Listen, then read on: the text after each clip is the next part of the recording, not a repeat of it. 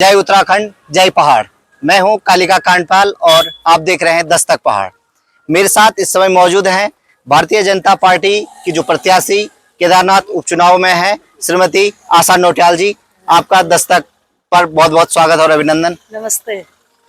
बहन जी, जैसा कि आज चुनाव प्रचार का 7वां-8वां दिन है, क्या लग रहा है आपको, जिन जिन क्षेत्रों में आप गए हैं लोगों का रुझान किस प्रकार से आपको दिख रहा है? देखिए, लोगों में बहुत उत्साह है और जहाँ जहाँ भी हम गांव में जा रहे हैं, बहुत सारी संख्या में महिलाएं, गांव के वृद्ध, युवा और मातृशक्ति बढ़ चढ़ के हिस्सा ले रही है और बहुत उत्साह के साथ स्वागत भी कर रहे हैं गांव में। तो निश्चित तौर पर ये सब हमारे यशस्वी प्रधानमंत्री आदरणीय मोदी जी और प्रदेश के यशस्वी मुख्यमंत्री आदरणीय धामी जी के कामों को लेकर लोगों में जो उत्साह है वो बहुत उत्साह के साथ लोग भारतीय जनता पार्टी का साथ दे रहे हैं जी। और यहाँ पर जो हमारे कांग्रेस के प्रत्याशी हैं भाई मनोज रावत जी, वो लगातार गांव-गांव में जो जनसंपर्क कर रहे हैं और जो प्रमुख रूप से वो जो बात उठाते हैं अपनी, उसमें एक बात सामने आ रही है और जनता के बीच में भी लगातार इसको लेकर के बातें चल रही हैं कि आपके 10 सालों का कार्यकाल और उनके 5 सालों के कार्यकाल के बीच में वो लगातार तुलना कर रहे हैं और लोग उससे संवाद कर रहे हैं कि आप उनके 10 सालों के कार्यकाल को और मेरे 5 सालों के कार्यकाल की तुलना करें और तब आप वोट दें। तो मैं चाहूँगा कि आप अपने 10 सालों का जो कार्यकाल आपका रहा, उसमें जो महत्वपूर्ण बातें, जो महत्वपूर्ण कार्य क्षेत्र में हुए हैं, उन पर आप थोड़ा सा प्रकाश डालें। देखिए, जब मैं शुरुआती दौर में प्रत्याशी के रूप में लोगों के बीच गई तो बहुत सारे गांव में कहीं भी सड़कें नहीं थी और गांव में जब मैं जाती थी तो मातृशक्ति की यही बात रहती थी कि हमारे लिए सड़क और हमारे लिए स्कूल, बच्चों को पढ़ने के लिए और यातायात की सुविधा, स्वास्थ्य की सुविधा हमारे यहाँ पर होनी चाहिए। और निश्चित तौर पर हमने हर गांव में, आज आप देखेंगे कि हर जगह इंटर कॉलेज की व्यवस्था हमने की, हर जगह यातायात की, आज जितनी भी सड़क बनी है, ये जो सड़कें हैं जिन पे हम चल रहे हैं, ये सड़कें सब उसके बाद बनी है। और इसके लिए मैं धन्यवाद करूंगी तत्कालीन हमारे प्रधानमंत्री आदरणीय अटल बिहारी वाजपेयी जी का, जिन्होंने प्रधानमंत्री ग्राम सड़क योजना पूरे भारत में लागू की और उसको मोदी जी आज भी आगे बढ़ा रहे हैं। तो निश्चित तौर पर यातायात की सुविधाएं, बहुत सारी सड़कें थी। हमारा 10 झूला कांड है, बाड़ब कांदी क्षेत्र है, गणेश नगर क्षेत्र है, हमारा ये बसु केदार क्यार्क बरसूड़ी का क्षेत्र है, तमाम जितनी भी हमारा ये बिरों देवल का क्षेत्र है, जितना भी क्षेत्र में मैं पूरा पैदल घूमी हूँ और मेरे से लोगों ने यही उस समय मांग की कि सबसे पहले रोड होनी चाहिए। इसके अलावा जहाँ जहाँ स्कूल नहीं थे, आप गणेश नगर में हाई स्कूल था, हमने इंटर कॉलेज किया, बाड़ब में जूनियर था, हाई स्कूल किया, आज हमने इंटर कॉलेज कर दिया, नाग जगह जूनियर था, हाई स्कूल किया, फिर इंटर कॉलेज किया। इसी तरह से कई भवनों के निर्माण किए, जैसे अगस्तमुनि इंटर कॉलेज का भवन, भीरी इंटर कॉलेज का भवन, गणेश नगर इंटर कॉलेज का भवन, चोपता तला नागपुर इंटर कॉलेज का भवन। इसी तरह से और भी कई विद्यालयों के, परकंडी इंटर कॉलेज का भवन का निर्माण, पलद्वाड़ी, परकंडी, बहुत सारे स्कूलों का उच्चीकरण, उसके बाद उनके भवनों का निर्माण, कई जगह जूनियर हाई स्कूल, कई जगह हाई स्कूल, जहाँ जो मांग थी। और स्कूल इंटर कॉलेज करने के बाद उन विद्यालयों में जो विषय पढ़ाए जा रहे थे, कहीं भी फर्नीचर नहीं होते थे उस समय, कहीं भी इंटर कॉलेजों में साइंस के उपकरण नहीं होते थे, बच्चों को बड़ी दिक्कत होती थी। साइंस के उपकरण बच्चों को दिए ताकि वो अच्छी से अपने जो साइंस के विषय हैं उसके माध्यम से प्रैक्टिकल कर पाए, बच्चों को बैठने की अच्छी व्यवस्था हो, फर्नीचर देने का काम हमने प्रारंभ किया। इसके अलावा जितने भी मतलब गांव में स्वास्थ्य केंद्र खोलने का हमने काम किया, प्राथमिक स्वास्थ्य केंद्र हमने खोले, जैसे चोपता में खोले और भी कई जगह ऊखीमठ में उच्चीकरण का काम किया, अगस्त मुनि की स्वास्थ्य व्यवस्था को ठीक करने का काम किया, जहाँ जहाँ भवन नहीं थे पठाली जो स्वास्थ्य केंद्र था उसके भवन का निर्माण किया, चंद्रनगर में स्वास्थ्य केंद्र का भवन नहीं था वहाँ पे भवन निर्माण किया। ऐसे कई जगह भवनों के निर्माण हुए और यातायात, शिक्षा और चिकित्सा तीनों चीजों को ठीक करने का काम किया। और मैं समझती हूँ कि मेरे 10 साल जनता की सेवा के लिए लगे हैं। अगस्त्यमुनि डिग्री कॉलेज का भवन बहुत वहाँ पर व्यवस्था नहीं थी, उसको बनाने का काम किया, वहाँ पे लाइब्रेरी बनाने का काम किया। विद्यापीठ में फार्मेसी कई सालों से बंद पड़ी थी, उस फार्मेसी को फिर से प्रारंभ करने का काम किया। और वहाँ पर जितने बच्चों ने ट्रेनिंग ली थी उन सभी को हमने 45 साल के हो गए थे, नौकरी लगाने का भी काम किया। उन सभी 80 लड़कों को फार्मासिस्ट के लिए नियुक्ति प्रदान करने के लिए हमने बहुत संघर्ष किए। वहाँ पे फार्मेसी आज चल रही है, हजारों बच्चों ने वहाँ पे, सैकड़ों बच्चों ने फार्मेसी करके आज वो नौकरी लग चुके हैं। वहाँ पर डिग्री कॉलेज की स्थापना की, व्यावसायिक शिक्षा की स्थापना की। आज वहाँ पर डिग्री कॉलेज है विद्यापीठ गुप्तकाशी में और फार्मेसी भी चल रही है, उसमें साइंस विषय का भी हमने अभी माननीय मुख्यमंत्री जी से स्वीकृति कराई है। तो ऐसे अगर मैं काम गिनाने लगूं तो गांव में मेरे जो 5-10 साल थे, उस 10 साल में मुझे 5 करोड़ की भी विधायक निधि नहीं मिली होगी, क्योंकि हमने 35 लाख से विधायक निधि शुरू की थी और लास्ट में 1 करोड़ हुई थी। आप अगर गांव में जाएंगे तो आपको हर जगह विधायक निधि के काम दिखेंगे और हर मंदिर में कुछ न कुछ हमारे द्वारा किए गए काम दिखेंगे। जो हमारी संस्कृति है, जो हमारी धार्मिक आस्था के केंद्र है, उन आस्था के केंद्रों को सुंदर बनाने का प्रयास हमने किया और निश्चित तौर पर अपना हर पल इस क्षेत्र के लिए लगाया है, इस क्षेत्र के विकास के लिए लगाया है। केदारनाथ जो पैदल मार्ग था उसका चौड़ीकरण हमने किया उस समय, भले वो आपदा के कारण बह गया था। तुंगनाथ में आज भी जो पैदल मार्ग दिखता है उसके लिए पैसे मैं लाई, स्वीकृत कराए। वो पैदल मार्ग सभी को आज भी लोग देखते हैं कि इतना सुंदर पैदल मार्ग है। मधुमेश्वर में पैदल मार्ग के लिए हम उस समय पैसे लाए और आज भी वो सुंदर पैदल मार्ग में सब हमारे यात्री सभी लोग देखते हैं। सड़कें गोंडार जो हमारा सबसे दूरस्थ क्षेत्र था, तोसी जो हमारा सबसे दूरस्थ क्षेत्र था, चिलौंड हमारा जो सबसे दूरस्थ क्षेत्र था और एक गांव बंजगड्डू रह गया है जिसमें यातायात की सुविधा के लिए हमने प्रयास किए। इन सभी गांवों में कहीं ना कहीं गोंडार, तोसी और चिलौंड, वहाँ सड़कों का निर्माण हो रहा है। और बांजगड्डू के लिए जो अभी भी रह गया, और एक गांव इसाला है जहाँ स्वीकृत है लेकिन थोड़ा वन भूमि के क्लियर होने के कारण वो अभी रुकी हुई है, उसको भी आगे बढ़ाने का काम किया। 5 साल में अपने 10 साल के कार्यकालों में हमने ये सारी सुविधाएं जनता को देने का काम किया। इसके अलावा जो हमारी मातृशक्ति थी, मैंने अपने विधायक निधि का यहाँ सदुपयोग किया कि हमारी बहनें जो गांव में बहुत काम करती हैं लेकिन उसकी आर्थिकी गांव में ही कैसे बढ़े, उसके लिए भी स्वयं सहायता समूहों के माध्यम से और जलागम के माध्यम से बहनों ने बहुत काम किए। और उस जलागम के माध्यम से जब उन्होंने काम करना शुरू किया तो उनको कई प्रदेशों में बाहर जाने का भी अवसर मिला, वहां सीखने का अवसर मिला।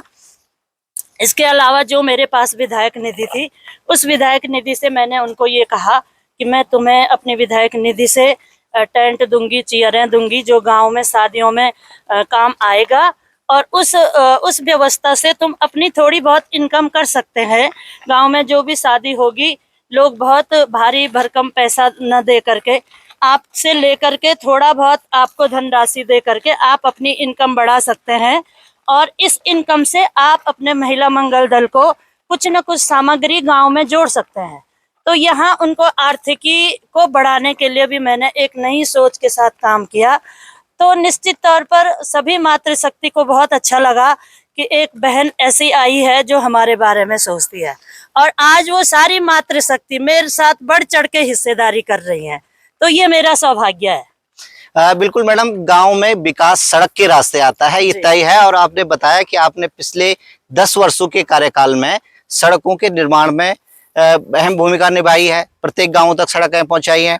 आपने रोजगार के विषय पर भी कहा कि आपने यहाँ के रोजगार को बढ़ाने के लिए, महिलाओं को और स्थानीय लोगों को रोजगार देने के लिए बहुत सारी पहलें की हैं। इसी बीच एक बात जो पिछले समय से यहाँ पर जो चली आ रही है और लोगों के बीच उसको लेकर आक्रोश भी है, मैं बात कर रहा हूँ तुंगनाथ घाटी की।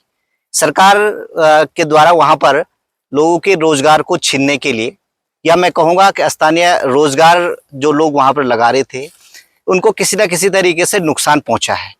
और इस पूरे उन्होंने एक लंबा आंदोलन इसके लिए किया और बहुत लंबे समय से लड़ रहे हैं। चाहे हम केदारनाथ यात्रा मार्ग की बात करें, वहां पर बहुत सारे लोगों के रोजगार छीने गए हैं और इसको मुद्दा बना करके कांग्रेस लगातार जनता के बीच जा रही है। जब इन लोगों के आंदोलन चलते रहे, तुंगनाथ घाटी के हों या आपके केदारनाथ यात्रा मार्ग के हों, इसके बीच आप कभी लोगों के बीच दिखी नहीं, ऐसा लोगों का आरोप है। मैं चाहूंगा कि आप इस पर भी प्रकाश डालें कि अगर आपको इस समय जनता चुनकर के विधानसभा भेजती है तो आपका क्या रणनीति रहेगी कि स्थानीय लोगों को आप कैसे उनका रोजगार जो छीन चुका है उसको वापस दिलाने के लिए, या उनके लिए क्या आपके पास क्या मास्टर प्लान है? देखिए, सबसे पहले आपने रोजगार की बात करी। मैंने अपने क्षेत्र के सैकड़ों बच्चों को मुफ्त में होटल मैनेजमेंट करा के भी बाहर वो आज नौकरी करते हैं। ऐसे हजारों हैं जो शिक्षा के क्षेत्र में, जो इस तरह से व्यावसायिक शिक्षा के क्षेत्र में जिन्होंने काम किया, उनको भी, उनके लिए भी मैंने संघर्ष किए और आज वो कहीं ना कहीं अपने परिवार को बहुत अच्छे सम्मान से परवरिश कर रहे हैं। लगातार युवाओं के लिए मेरा हमेशा रहता है कि इन युवाओं के लिए मैं खड़ी रहूं हर समय। और जो तुंगनाथ घाटी की आपने बात की है, निश्चित तौर पर मैं केवल जब वहां पे तोड़ रहे थे तब उनके साथ तब भी थी, और उससे पहले यहाँ एक बार मनोज रावत जी को केवल एक समय याद आ रहा है कि जब कोर्ट के आदेश के कारण वहां पे टूट रहा था, लेकिन मैं तो उनके साथ हर वक्त खड़ी रहती हूँ। जब लगा रहे होते हैं तब भी खड़ी रहती हूँ कि भाई लगाने दो इनको, और ये अपना रोजगार कर रहे हैं, पलायन रोक रहे हैं, तो उस समय भी मैं उनके साथ खड़ी रहती हूँ। इस वक्त जो कोर्ट के आदेश के कारण पूरे उत्तराखंड में थोड़ा सा ऐसी चीजें हुई हैं, निश्चित तौर पर मैंने जब वहां पर हो रहा था ऐसी जो घटना हुई, उस दिन मैं लगातार अधिकारियों से बात कर रही थी और मैंने वहां पे जो चल रहा था उसको रुकवाने का काम किया। इस तरह से मत करो, लोग यहाँ पर हमारे युवा हैं, उन्होंने यहाँ पलायन रोकने का काम किया है, अपने घर में रह के वो रोजगार कर रहे हैं। तो निश्चित तौर पर जो हमारे पास है, जो हमारे पास संसाधन है, इन्हीं संसाधनों में वो अपना रोजगार करेंगे। और अभी जब केदारनाथ यात्रा की बात आपने की, तो मैंने ही मुख्य सचिव से जाके ये बोला था कि सभी लोगों को वहां पे टेंट और दुकानें खोलने के लिए आदेश आप दें, और उन्होंने तत्काल उस पे आदेश करे। और हमने सभी हमारे युवाओं ने, यहाँ के बेरोजगार लड़कों ने वहां पे टेंट लगाए, वहां पे रोजगार किए। मैं हर वक्त यहाँ के लोगों के साथ खड़ी रहती हूँ। आज नहीं कि चुनाव आ रहे हैं फिर हम इस तरह की बातें कर रहे हैं, मैं तो हर वक्त रहती हूँ और ऐसे ढिंडोरा नहीं पिटवाती हूँ कि मैंने ये कर दिया। मेरा काम है, मेरी धरती है, मेरा घर है, मेरा कर्तव्य है अपने लोगों के साथ खड़ा होना, और वो मैं पूरा कर रही हूँ। आज चुनाव आ रहे हैं, मनोज रावत जी या कांग्रेस के कुछ नेता इस तरह की बातें कर रहे हैं, लेकिन जब 13 की आपदा आई तब ये लोग कहाँ थे? जब हम घास पकड़ पकड़ के केदारनाथ की यात्रा कर रहे थे, जब उस समय वहां के घोड़े खच्चर वाले दर दर की ठोकरें खा रहे थे कि हमको कोई नहीं पूछ रहा, हमारे इतने प्रभावित हम हो रहे हैं, आज तक उन घोड़े खच्चर वालों को किसी ने नहीं पूछा, पैसे नहीं दिया। आज जब आपदा आई, हमने सबसे पहले उनकी लिस्ट बनाई और जिला अधिकारी को बोला, माननीय मुख्यमंत्री जी को बोला कि जो भी लोग वहां पर प्रभावित हुए हैं, जो भी वहां पे रोजगार कर रहे थे, उन लोगों को सबसे पहले लिस्ट बना के उनकी मदद करनी है। तो आज कहीं ना कहीं उनको लगा कि हमारा कोई पूछने वाला है, हमारे लिए कोई करने वाला है, और उनको लगा कि ये सरकार संवेदनशील सरकार है, धामी सरकार, और तुरंत धामी जी ने आकर के उनको ढाढ़स बनाने का काम किया। उनकी जो भी क्षति हुई थी उस क्षति को कोई भरपाई नहीं कर सकता, लेकिन उसमें खड़े होने का, उनको सहयोग के रूप में कुछ न कुछ देने का प्रयास किया है। तो निश्चित तौर पर संवेदनशील सरकार केवल भारतीय जनता पार्टी की है। निश्चित तौर पर 13 की आपदा जब आई तो कोई भी कांग्रेसी 3 दिन तक वहां नहीं आए, और जब हमारे माननीय निशंक जी वहां पहुंचे, उन्होंने हमारे सामने प्रधानमंत्री जी को फोन किया, तत्कालीन प्रधानमंत्री मनमोहन सिंह जी को। तब वो सरकार जागी कि अब तो भाजपा वाले वहां पहुंच गए, अब कुछ करना है। कोई यहाँ नहीं आए, मैं उसकी तत्काल गवाह हूँ। उस वक्त मनोज रावत जी कहाँ थे? कहीं दिख रहे थे वो? आज इतनी बातें बोलते हैं वो। हिटोकेदार उन्होंने किया, क्या है वो हिटोकेदार? उसका जवाब उनको देना पड़ेगा। क्या है वो हिटोकेदार? उसके लिए कितना बजट आया और उस बजट में क्या केदारनाथ के लिए हुआ, ये जवाब भी उनको देने पड़ेंगे। आज तुम 5 साल की बातें करते हैं, 5 साल में तुमने क्या किया? वो सिल्वर के पतीले लाकर हमारी बहनों को दे दिया। मुझसे बहनें बोल रही थी, दीदी वो पतीले भी फूट गए। तो ऐसी योजना देते हो तुम। और वो भी मुझे तो अफसोस होता है कि एक जनप्रतिनिधि जिसने योजना देनी है वो गांव में हमारे सम्मानित प्रधान होते हैं, हमारे जनप्रतिनिधि होते हैं। किसी न किसी सरकारी धन को सरकारी खाते में दिया जाता है। ऐसा नहीं है कि मैंने पैसा स्वीकृत किया और मैं ही उस पैसे का ठेकेदार बन के मैं पतेले ला रहा हूँ फिर उनको दे रहा हूँ। तो ये कहीं नहीं होता है। तो मैडम, तो ऐसी योजना जी 2022 में के चुनाव की अगर हम बात करें, विधानसभा चुनाव की, तो उस समय हमारे पास मुख्य रूप से भारतीय जनता पार्टी, कांग्रेस और 2 निर्दलीय जो उस समय कैंडिडेट थे वो मैदान में थे। कहीं ना कहीं इसका फायदा निर्दलीय कैंडिडेटों का क्षेत्र में होने के कारण फायदा उस समय बीजेपी को मिला। वोट बढ़ गई थी और बीजेपी को फायदा मिला। इस वर्ष जो निर्दलीय प्रत्याशी थे, तीनों प्रत्याशी जिनको अच्छा खासा वोट उन्होंने उस समय लिया, वो इस समय भारतीय जनता पार्टी के साथ है। तो आप कितना आश्वस्त हैं कि इस समय आपका जो वोट है वो बढ़ने जा रहा है? देखिए, मैंने कल भी कहा कि भारतीय जनता पार्टी परिवार बहुत बड़ा हो गया है, और ये जो कमल की माला है इसमें एक एक कार्यकर्ता जो फूल बन के महक रहा है, उस माला में और फूल गूंथे जा रहे हैं धीरे धीरे, और वो माला और बड़ी हो रही है। हमारे जो उस समय निर्दलीय प्रत्याशी के रूप में थे भाई कुलदीप जी, आज वो इसी माला में भारतीय जनता पार्टी परिवार में जुड़ करके इस माला में लगने वाले फूल, उनकी संख्या और बड़ी हुई है, तो माला और बड़ी हो गई। तो निश्चित तौर पर इस बड़ी माला को हम एक कमल के फूल के रूप में मोदी जी को, धामी जी को भेंट करेंगे, और केदारनाथ से भारी विजय होगी। यहाँ से भारी बहुमत से यहाँ बीजेपी जीतेगी और मोदी जी की झोली में ये कमल का फूल जाएगा। धन्यवाद।